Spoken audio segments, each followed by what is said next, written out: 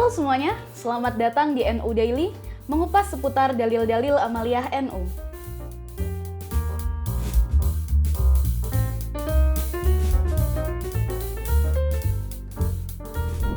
Di antara kalian mungkin sering mendengar kata-kata bid'ah yang dikaitkan dengan tradisi masyarakat Islam di sekitar kita.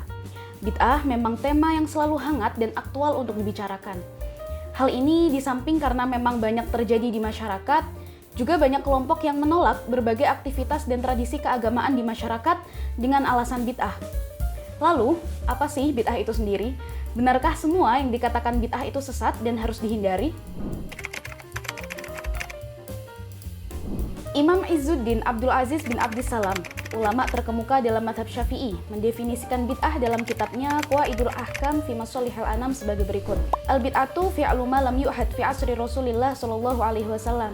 Bid'ah adalah mengerjakan sesuatu yang tidak pernah terjadi pada masa Rasulullah sallallahu alaihi wasallam. Definisi serupa juga dikemukakan oleh Imam Muhyiddin Abu Zakaria Yahya bin Syaraf An-Nawawi, seorang hafidz dan faqih dalam mazhab Syafi'i. Beliau berkata, "Hiya ihdatsu ma lam yakun fi ahdi Rasulillah sallallahu alaihi wasallam." Bid'ah adalah mengerjakan hal baru yang belum ada pada masa Rasulullah. Dari sini dapat dipahami bahwa bid'ah adalah segala sesuatu yang tidak ada di zaman Rasulullah, baik berkaitan dengan ibadah ataupun tidak.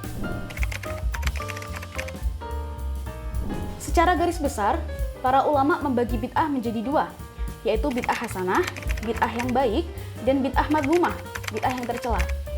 Dalam hal ini, Imam Syafi'i mengatakan, al-muhdatsatu dorbani, ma uhditsa yukhalifu kitaban aw sunnatan aw ijma'an fahuwa bid'atun dhalalah, wa ma uhditsa fil khairi la yukhalifu syai'an min dzalika fahuwa muhdatsatun ghairu madhmumah. Sesuatu yang baru ada dua macam. Pertama, hal baru yang menyalahi Al-Qur'an, sunnah atau ijma', dan itu disebut bid'ah dhalalah atau bid'ah yang tersesat.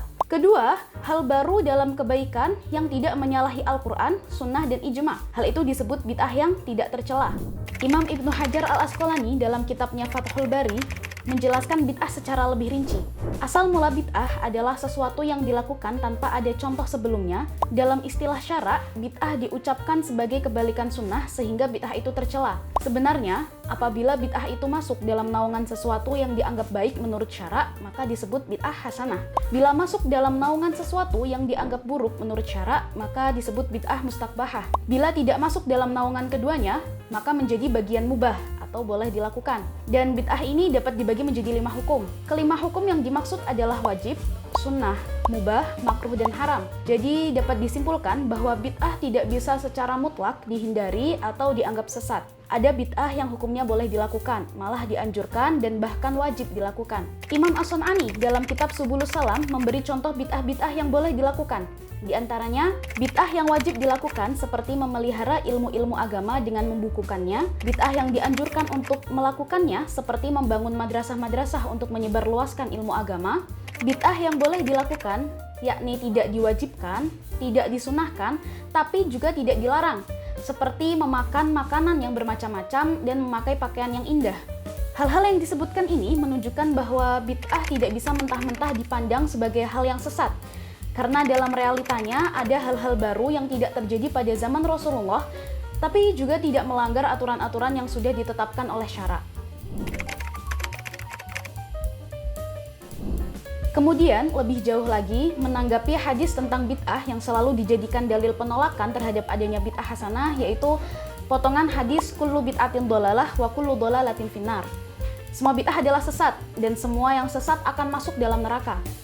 Menurut kelompok yang menolak adanya bid'ah hasanah, menganggap hadis ini sangat tegas mengatakan bahwa semua bid'ah itu sesat.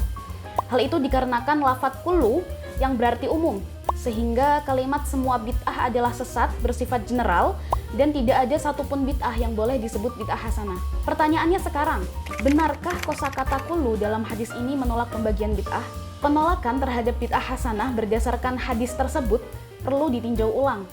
Karena tidak semua lafadz kullu dalam Al-Quran dan hadis bermakna menyeluruh tanpa terkecuali. Semisal firman Allah Subhanahu wa Ta'ala tentang Ratu Saba, Wa utiyat min kulli syai'in. Ia dikaruniakan segala sesuatu, padahal banyak sekali sesuatu yang tidak termasuk dalam kekuasaan Ratu Saba seperti kerajaan Nabi Sulaiman. Redaksi kata kullu adalah kalimat general yang terkadang dimaksudkan pada makna yang terbatas. Begitu juga lafadz kullu yang ada pada hadis kullu bid'atin dhalalah. Dalam hal ini Imam Nawawi menyatakan qauluhu sallallahu alaihi wasallam wa kullu bid'atin dhalalah hadza amun makhsusun wal murad ghalibul bid'ah. Sabda Nabi sallallahu alaihi wasallam tentang semua bid'ah adalah sesat adalah kata-kata umum yang dibatasi jangkauannya. Maksud semua bid'ah itu sesat adalah sebagian besar bid'ah itu sesat, bukan seluruhnya. Oleh karena hadis kullu bid'atin dhalalah adalah redaksi general yang maknanya terbatas, maka mayoritas ulama membagi bid'ah menjadi bid'ah hasanah dan bid'ah mustaqbahah. Lebih rinci lagi,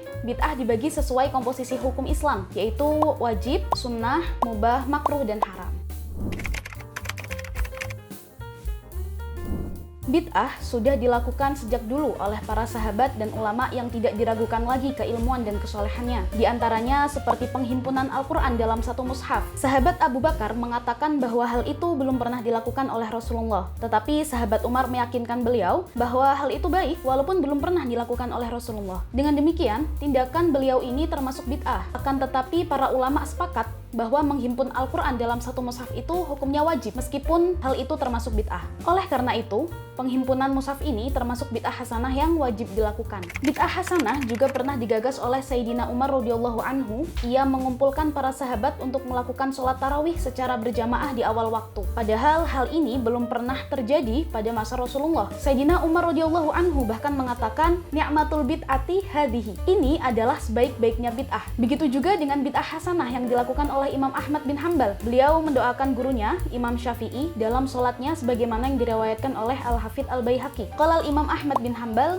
inni la ada'ullaha li Syafi'i fi sholati mundu arba'ina sanah. Aqulu Allahumma gfirli wa li walidayya wa li Muhammad bin Idris asy-Syafi'i. Imam Ahmad bin Hanbal berkata, saya mendoakan Imam Syafi'i dalam sholatku selama 40 tahun. Saya berdoa, ya Allah, ampunilah aku, kedua orang tuaku, dan Muhammad bin Idris asy-Syafi'i. Doa seperti itu pasti tidak pernah diucapkan oleh Rasulullah sebelumnya, tapi Imam Ahmad bin Hanbal melakukannya selama 40 tahun.